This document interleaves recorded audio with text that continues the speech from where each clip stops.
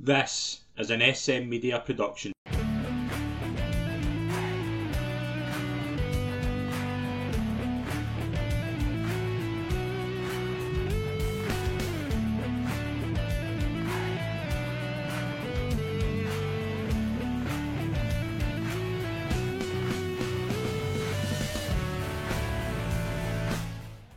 Hi, folks. Welcome to the latest episode of the Celtic Report right here on SM Media. I'm Scott McPike. It's an absolute pleasure to be your host as always. I have got a really good panel to join me this weekend. We're going to cover what was a fairly drab game, but we'll manage to get something out of it.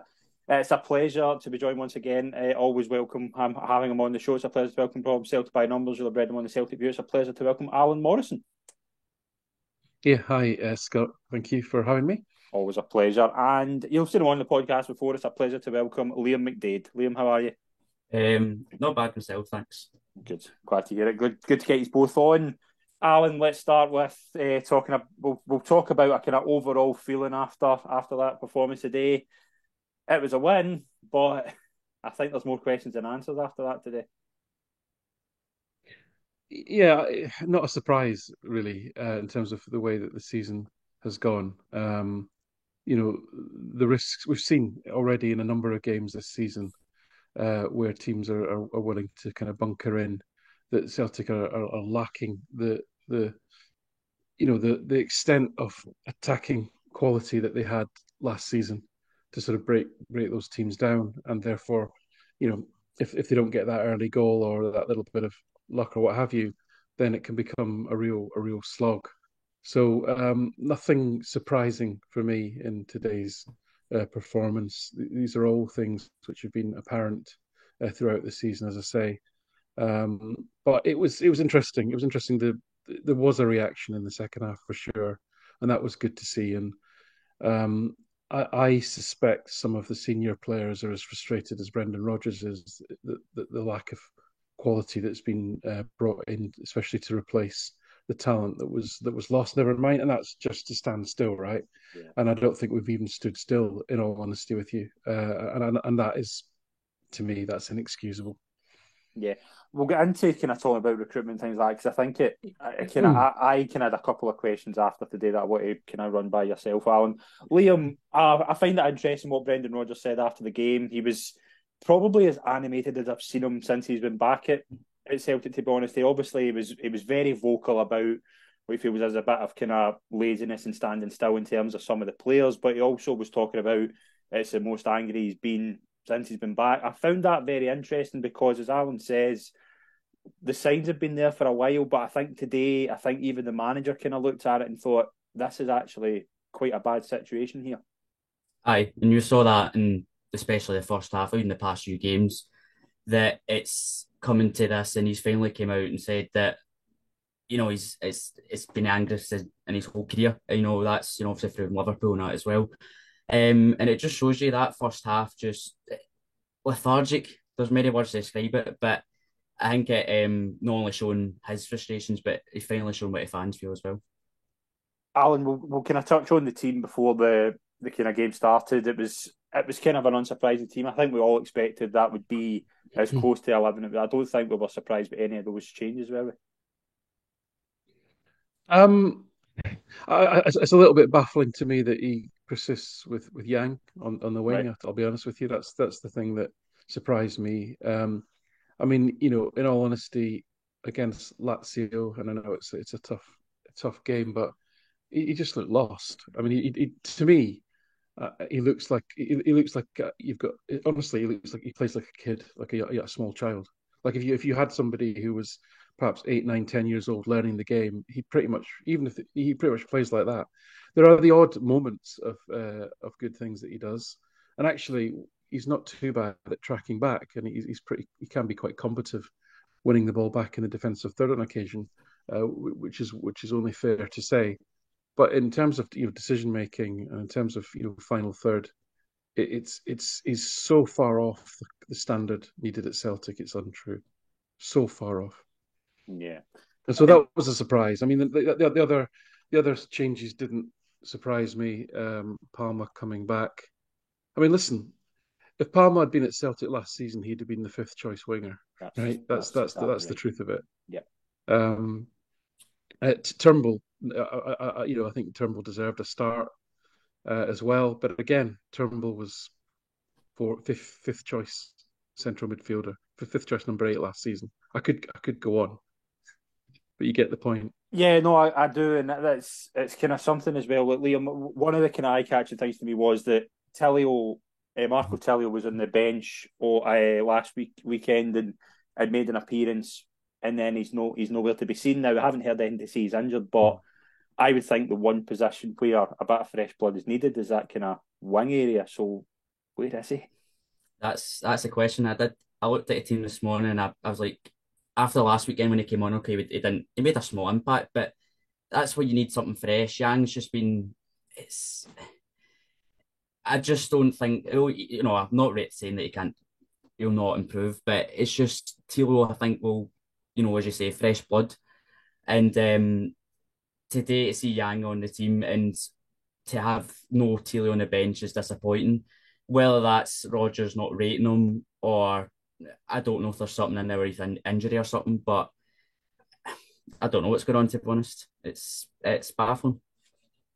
In the first half, I think we can kind of do the first half in about 2 minutes because there wasn't a lot from an attacking sense to look at. But one thing that caught me is it just looked so turgid that there was no sense of there was no sense of consistency. There was no real kind of link between it. Especially, I want to touch on Kyogo in a minute, but I thought I kind of left the first half thinking Palma, who I don't think had a good afternoon, they were way too reliant on Palma to get anything going. And I think when you're relying on one player, it says to me that there's not a great level of link up between the rest. And I know there's a lot of players out of form, but the first half, it just, from an attacking sense, there just seemed to be no fluidity at all. That's fair. I mean, I don't, last season we were very successfully getting a sort of link ups and overloads between the eights, the fullbacks, and the wingers in the wide areas, and B, getting people into the box, in large numbers and attacking the box quite aggressively. That the eights would often be beyond the striker. The winger that wasn't on the ball would be attacking the back post, etc. And yeah, we're just not seeing those attacking patterns now. Again, I'm sort of surprised by that at this stage. I would have thought this far into the season that's something that Rodgers would have had improved by this stage. But again, whether that's down to just simply the fact that there's so many key components that are just not at the required standard. I mean, I think some of the, you've mentioned Tilio there. One thing that has been strange to me is that, we saw Bernabei get 20 minutes one week and then he didn't appear on the bench again. And we saw Tilio get 20 minutes the other week and then he didn't appear on the bench again.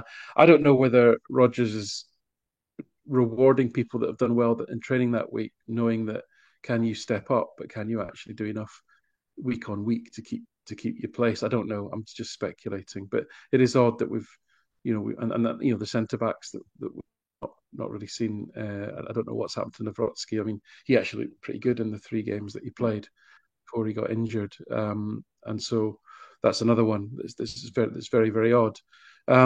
It really all comes back to the recruitment, I guess. That's really where the issue is, and the extent to which Rodgers feels invested in some of these players, and clearly for some of them he doesn't. Liam, we'll get to the goal. It's a really poor goal to concede. It's not one we haven't seen before. But what we can talk about Joe Hart, and I think we're all kind of in unison that he's probably past his best. But there are at least 3 chances I count before it even gets to Hart to get rid of that. So that is a big problem as well.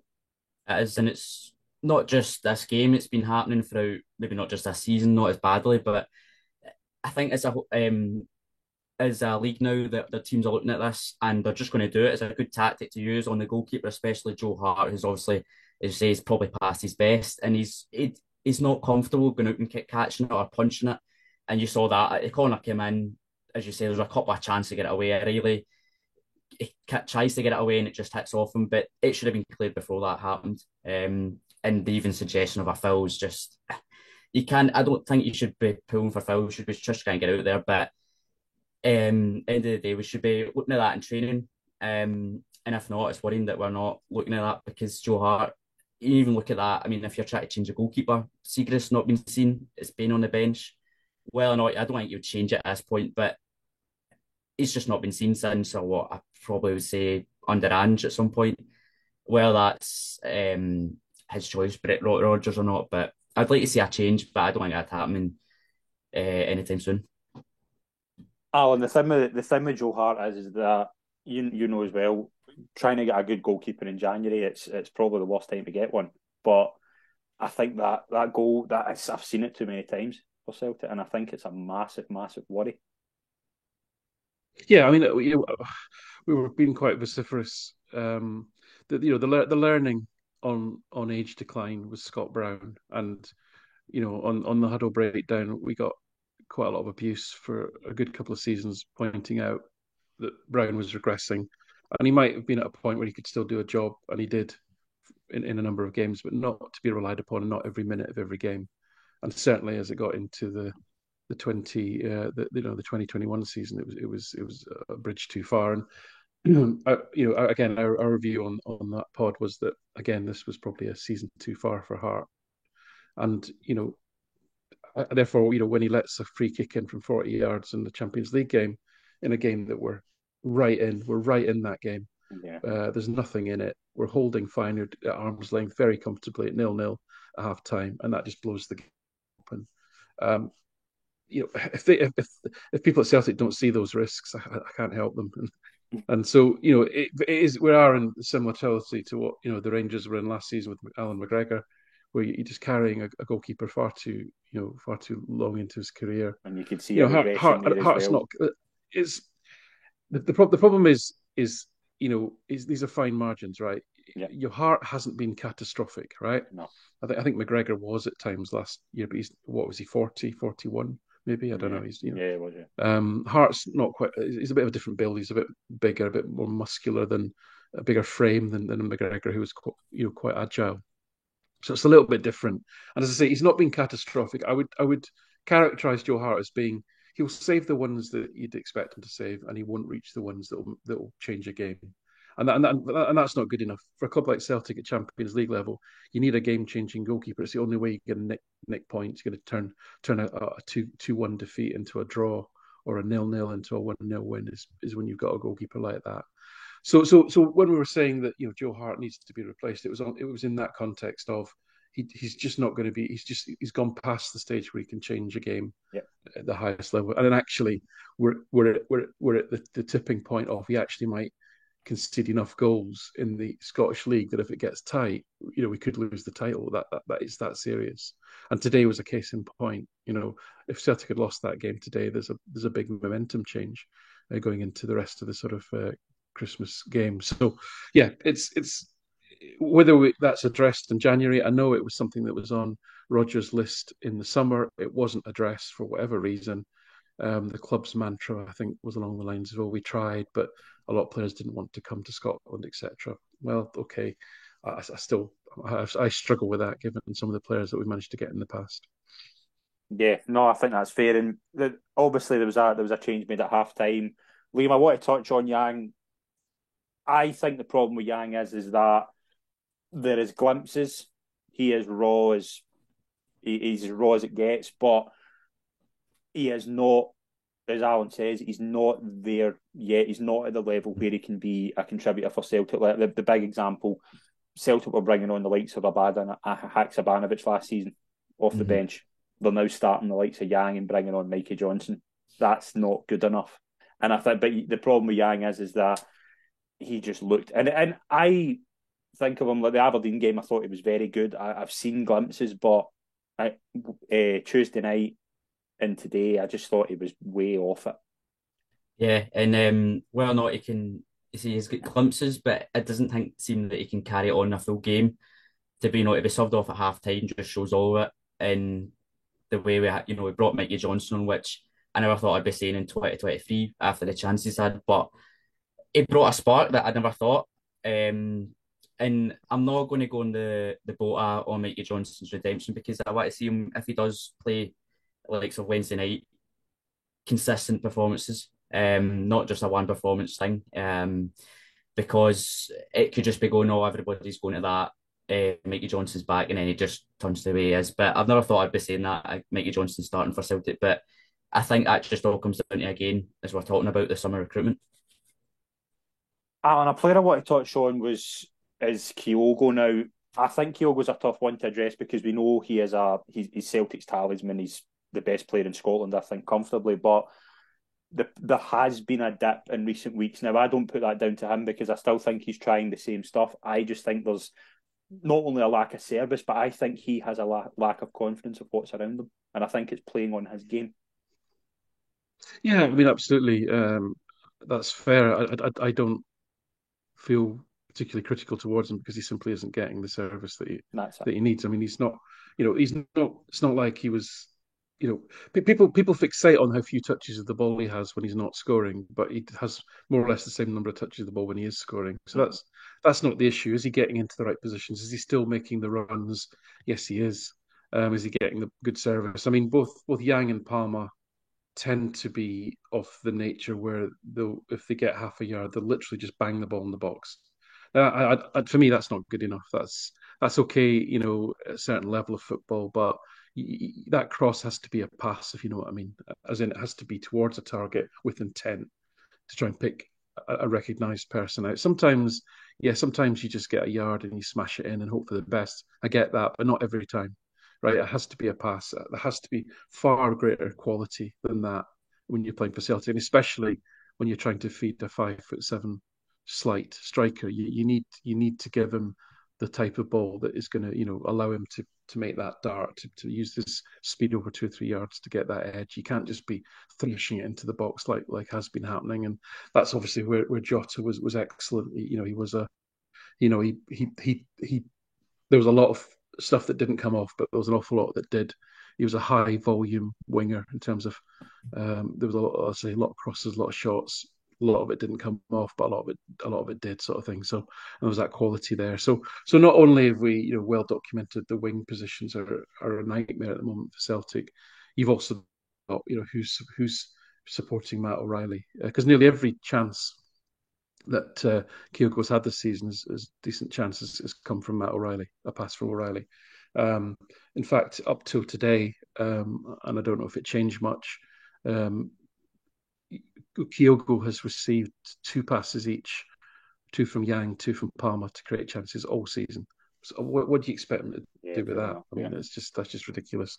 And then if your second number 8 is not taking on the workload, I mean, I don't think people realise at Celtic the impact of losing Aaron Moy, because for me, Aaron Moy, I mean, he was a more productive player than Hatate.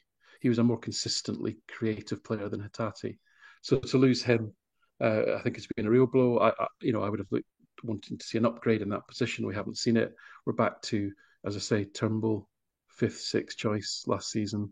And then we're back to, Mikey Johnston, who did really well, bless him. I hope it works out for him. But again, if he had been in the squad last season, he's 6th choice winger, at least. Right. Yeah. So, listen, it's not a secret. It's not a mystery. I don't think there's any great sort of, furrowing of brows needed. Brendan Rodgers has said it politely, but now with increasing, assertiveness. It's a simple lack of quality. Do you think there's the option though, like with O coming in? And I thought Kyogo kind of get a bit better into the game when O come on just for that kind of small period. But could he try a 2 to start? I know it's very unlike Brendan Rodgers, but there's no harm in it now because it could. Do you know what I mean? There's no harm in trying it, Al. Well, I mean, I think I broached the subject quite early in the season when I could. But once Abada was out and Maeda was struggling, to be honest, with form, even before he got injured, he wasn't really contributing a lot.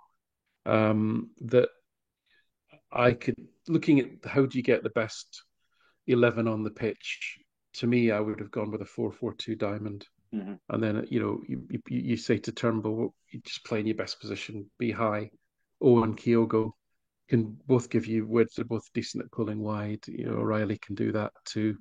That to me would be one way forward. But again, it wouldn't have made much sense today where St Johnstone we're always going to play 3 back. We're always going to flood the centre of the midfield. We're going to pretty much as Levine said, his plan was to push Celtic out wide and let them cross the balls into the box where they've got three guys positioned along the edge of the 6 yard box to head the ball away all day long. So it probably wouldn't have worked out so much today. But for me, it's something that I think is worth considering if we can't get the wingers, any of them performing to any consistent level. Because again, I come back to Palma was brilliant against Aberdeen, absolutely tore them apart.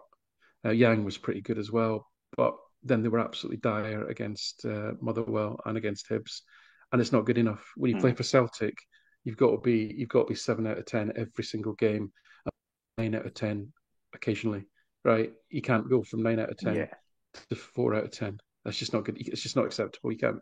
It's just not the level that's required. Liam, as we say, Mikey Johnson came on at half time. Now, if you'd said to me even this time last year that Mikey Johnson would be a positive contribution off the bench in any Celtic squad, I would have probably said, nah, no chance. But again, when you've got a player as poor a performance today as Yang did, all Mikey Johnson has to do is the simple basics, and he's already halfway. He's already a step ahead. But the problem I've got with Mikey Johnson is it's a similar one to Anthony Ralston.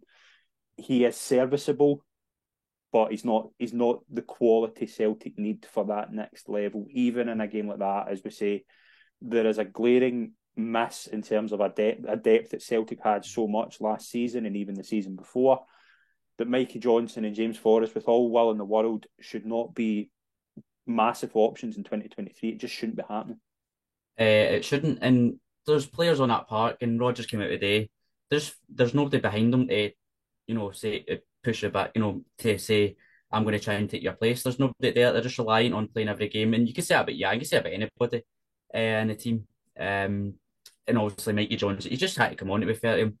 And he did the basics, as you said. And do you know what? He put in a couple of good crosses. I think one of them obviously led to McGregor's goal eventually, but he contributed. To be honest, he did his job, whatever he asked, and Rodgers, whatever he said to him. And but as I say, they're just reliant on players on playing every week, which are quite happy just to put in a decent performance, which is not good in a Celtic.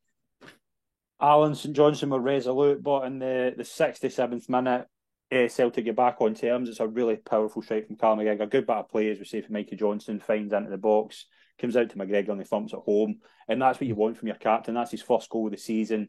In that game where the performance was so poor, you need your big players, you need your captain to come up, and he comes up there. I think it's a really good finish. It is. It was a surprising. I was watching it with my son, and it was like, crikey, where did that come from? That moment of quality, that strike, because it was, I think we had upped the pace a bit, and you could see that they were falling back deeper and deeper. And Johnson, like I say, he's direct, and you know what you're going to get. He's going to run at the defenders. He's fearless with the ball, and that at least that gives them more to think about than being predictable, cutting inside all the time or going backwards all the time, etc. So yeah, definitely had a positive impact on the game.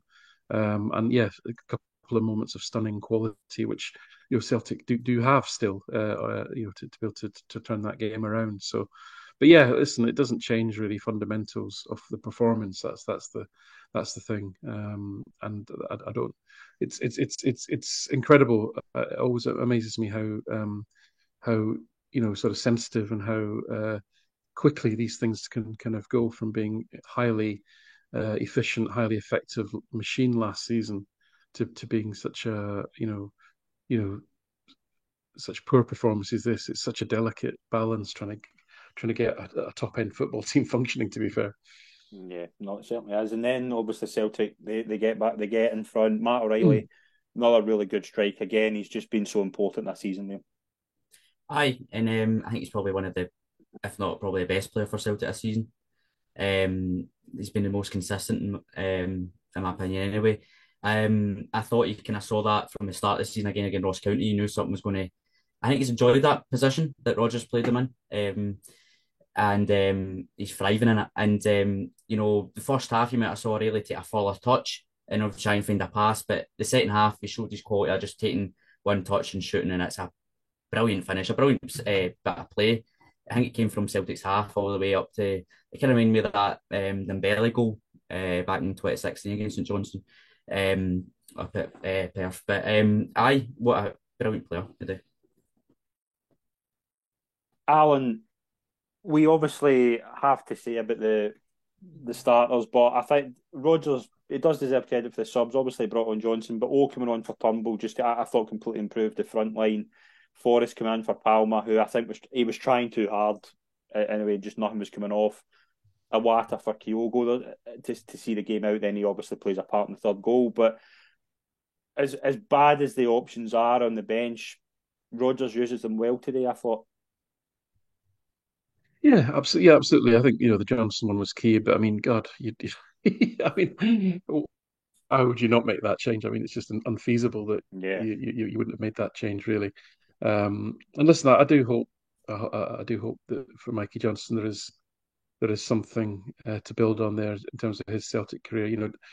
Again, in his own understated way, Rodgers made it clear after the game that look, he's got to improve his off ball,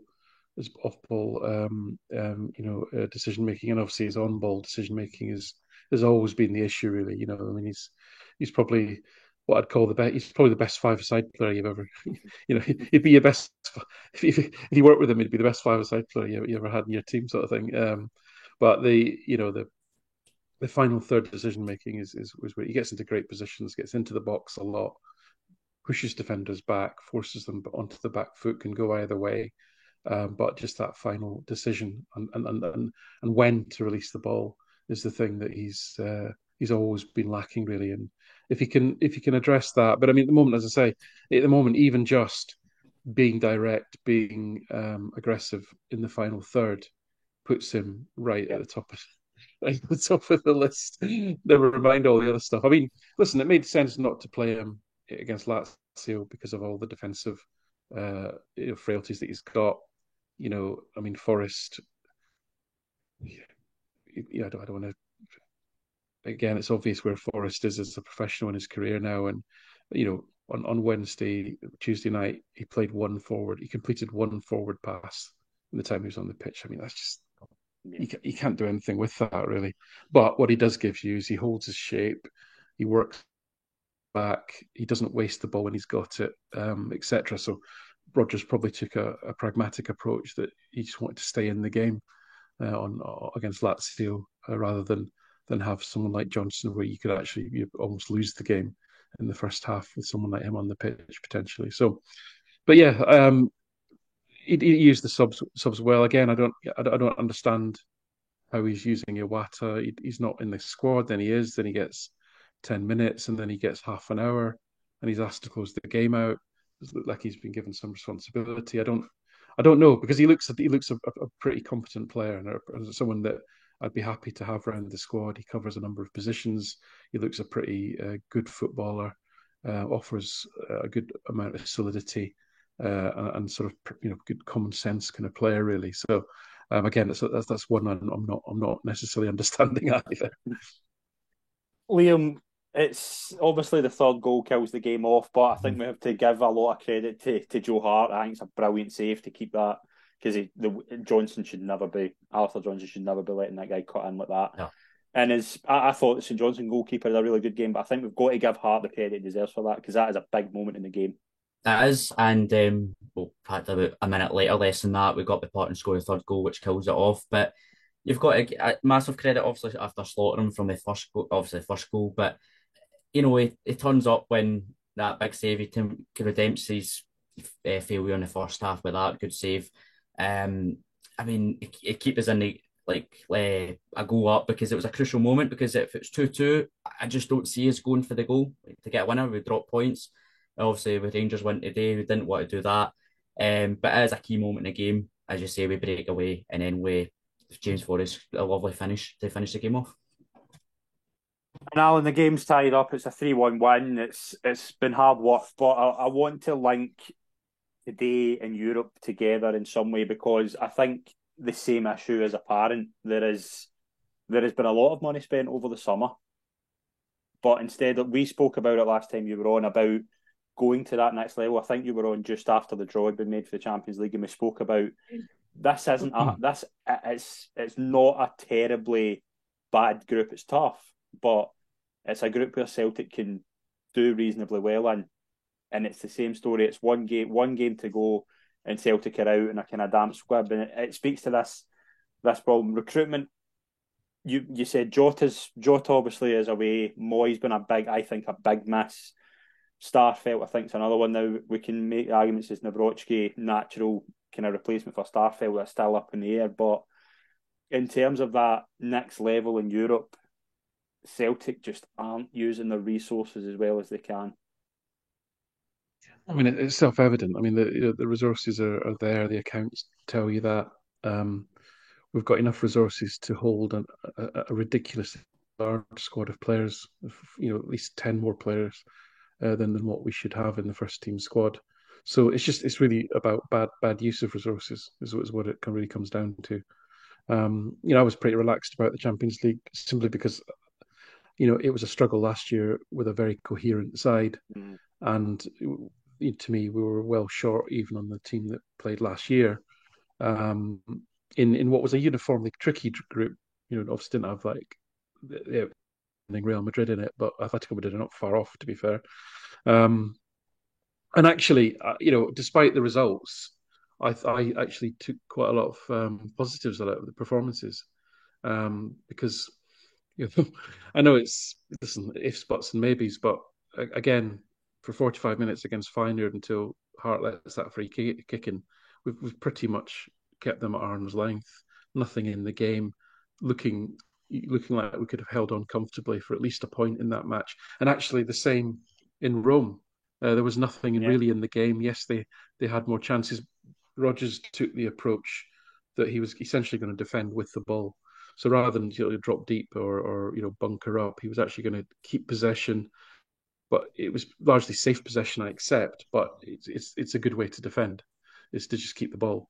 And we were actually ahead on possession in these games. I know I'm not trying to find ridiculous positives here. The point I'm trying to make is that the approach that he had was sensible to me. And again, a credible draw at home to Atletico Madrid. The killer was the home game against Lazio, which again, it was a 50-50 game. There was nothing in it. Within the space of a few minutes, Celtic get a goal disallowed by a fraction, and they score a winner with another similar fraction of an offside decision. Had that gone the other way, it's a completely different narrative. It's a completely different story, and I think Rodgers would have been largely kind of vindicated. But you need a bit of luck. Obviously, the sendings off in Feyenoord were one of them was certainly a lot harsh. The one in Madrid was ludicrous. That game then ran away from you. But again, that first 20 minutes until Maeda's sending off in Madrid, Celtic are matching Madrid with possession. We're being solid. We're not really giving a lot away. So I feel Rodgers has been hard done by with a lot of the outcomes from these games. I think it wasn't thrilling football. It wasn't going toe to toe. It wasn't the Postecoglou approach of just we'll basically go toe to toe and try and outscore you. I mean, I've done a bit of modelling based on our European results over the last number of years, and my conclusion from that is that Rodgers is right, because essentially, when you're playing against the better quality attackers and defenders that Celtic are in the European sphere, going all out doesn't actually, and generating higher amounts of XG, for example, it doesn't actually increase your chances of winning the game significantly at the margins of when the game is between sort of 0.5 XG to 1.5 XG plus. You're not actually improving your chances of winning by continually attacking and continually creating chances. Your best bet is to stay in the game, which is exactly what the sensible managers in Scotland do when they play Celtic. They try and just stay in the game, keep it tight for as long as you can, and then you never know, last 10 minutes you might nick one from a corner, etc., etc. It's that kind of principle. It's not earth-shattering, but I'm firmly of the belief Postecoglou got that wrong, and that approach won't work for Celtic in Europe. And Rodgers would obviously agree. And as I say, I think he was a little bit unlucky to get the outcomes that he did. And so, I say on that side, I think the performances were a lot better than the outcomes. I think, Liam, that Alan touches on an interesting point, because I think, looking at an Ange team today, we're recording this just after Man City and Tottenham, Ange isn't going to change his setup no matter if it's, as we say, if it's Man City. He's going to play Man City the way he played against Livingston. He's going to play the exact same way. And it's enjoyable and it's refreshing, but you can get exposed very quickly. And that's one thing Rodgers did, apart from the Atletico game where, as Alan said, the sending off completely changed the rhythm. But I think he has learned as a coach, but the problem he's got is that quality that takes you to that next level in Europe. I just think is again just something Celtic lack, and I don't get the vibes. Just kind of listening to the Celtic kind of the board at the AGM and things like that. I don't think they are overly worried, which again would concern me. Aye, and one thing that came out at the AGM, I don't know who, I think it's Peter Lawwell said about the quality in Europe and how the gap's getting bigger. Well, it's all right bragging about how much money you've got in the bank, but if you don't spend it wisely on the quality you need for going in, you're going into the Champions League, you don't spend it wisely, and it feels like that beating Rangers and getting the title and going to the Champions League group stage is enough for them, not competing. That'd be happy for them just to get the 40 million in the bank. If that's what it feels like, what the board are feeling like, to be honest, especially that last AGM there. But if you want to improve, I mean, it just shows you right there that group. If we had the quality, and we didn't shoot ourselves in the foot, we were there, we were competing, as Alan was saying. Alan, I think like the AGM, something I want to touch on with you because I thought there was some informative things, but again, I can agree with Liam is that I just didn't get the feeling with the board that there was that hunger to go to the next stage, and I thought that would be something that Nicholson would really want to address because he seems to be like the past year, like under Ange, the recruitment was 99, well, maybe not 99%, but it was usually spot on. There was a lot of signings that made a lot of sense. There wasn't players were coming in to be first team players, whereas I look at the recruitment over the summer and I think, with the exception maybe of Palma, Nawrocki, a lot of players are projects. And if you're looking at that European level and that winning the title is so important, that is going to guarantee you group stage football. But if you're signing project players that might be ready in a couple of seasons, it's not doing well for the here and now. So do the board deserve a bit of the responsibility for that, or is that maybe far-fetched? So listen, when you get disappointment, like you exit Europe, there's an awful lot of attribution that goes on in terms of people look for people to blame. Okay, listen, the Celtic board are there to agree the budget with the football operations, and it's then up to the football operations people to spend that budget, and the board are not going to get involved unless somebody comes and asks for more money or what have you, right? So this notion that it's down to the board that we sign players like Yang is just absolutely ludicrous suggestion, okay? It's got nothing to do with people that sit on the board who have absolutely no day-to-day hand part in the day-to-day operations of running the football club, right? So there's two different issues here. There are, to my mind, and this is, we're time for another pod, really. Clearly issues with the Celtic board in terms of they've all been there far too long. There isn't enough injection of new ideas and fresh blood. And just from a very basic level of good corporate governance, the people have been in situ for longer than what people should in a corporate boardroom. It needs a clear out just because of sheer longevity. So that's that. But the issue with Celtic this summer and arguably even last season actually has been one of recruitment, and that's down to the people in charge of that operation, which is Mark Lawwell and whoever the chief scout is. That's where the failure for me fairly sits. They've been given a budget to operate in. There's clearly resources there. Rodgers asked for 4 first-team ready players in the summer. He arguably got a centre back, and maybe you could argue Palma was another one. Maybe got 2 out of 4, but that was it. But then he lost three players he wasn't expecting to lose, in Jota, Moy, and Starfelt. So in a sense, he's worse than he's not even standing still in that sense, right? So injuries as well. That happens, right? That always happens. But so that to me, then the board reaction to that should be right. Let's have a review of Europe. That's not good enough. We gave you this amount of money to work with. These are the players you brought in. These ones haven't even played. These ones aren't even in the match day squad. Why haven't you used those resources that we gave you to make the team better in Europe? That's what I would want to see happen, right? And people held to account for you've not done a good job here, have you? How are we going to address that, right? My fear is that won't happen. for the reasons that Liam outlined. There just isn't that notion that this isn't good enough, and that's frightening, right? Because what that speaks to is that the board simply are not holding the football operations to the right benchmarks. They're not judging them using the right criteria, and that's a fundamental failure of management in that sense. If they think that, shrug our shoulders, we got the Champions League, we banked this money, we put up a bit of a good fight in some of the games, yeah, you're well done, lads, type of thing.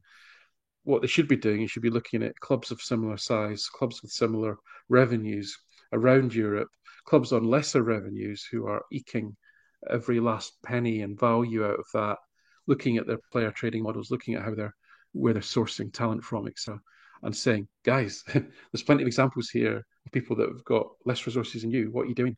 Right? That's what I'd expect from the board. But I don't see that that's happening, because I just don't think it's that.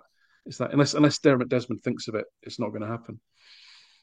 Liam, regards to January, we know the Asian Cup's coming up, and I think even if Maeda and Hatate were somehow to make it back, they're going to be away again.